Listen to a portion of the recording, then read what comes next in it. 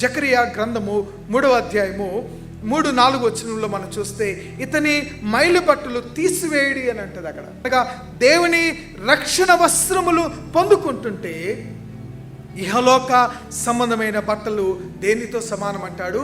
మైలుతో సమానం అని అంటాడు.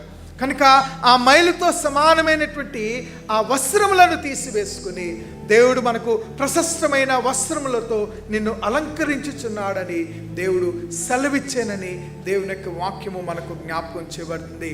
గలతీయులకు రాసినటువంటి పత్రికలో కూడా ప్రభు వాక్యం అంటుంది కదా, క్రీస్తులోనికి బాప్తిసం పొందినటువంటి మీరందరూ ఎవరిని ధరించి ఉండాలంట?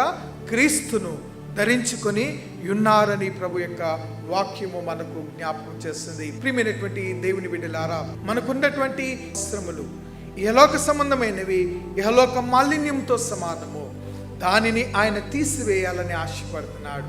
అందుకని ప్రకటన 7:14 అంటాడు కదా, గొర్రెపిల్ల రక్తముతో తమ వస్త్రములు ఉదుక్కుని వాటిని తెలుపు చేసుకొనిరని దేవుని యొక్క వాక్యము మనకు చూస్తున్నాం. మన జీవితంలో మనకు అనుగ్రహింపబడే ప్రశస్తమైన వస్త్రములు ఎక్కడ శుభ్రపరచబడ్డాయి అంటే ఆయన యొక్క అమూల్యమైన రక్తములో అవి శుభ్రపరచబడ్డాయని దేవుని యొక్క వాక్యము మనకు జ్ఞాపకం చేస్తుంది. అందుకనే ప్రభువుల వారి యొక్క కోరిక, సంఘము ఇహలోక వస్త్రములను తీసివేసి నీతి వస్త్రములను ధరించుకుని ప్రజలుగా మనం ఉండాలని దేవుడు ఆకాంక్షిస్తున్నాడు. లోకముతో కలిసిపోతే దేవుని మహిమ మనకు కనిపించదు.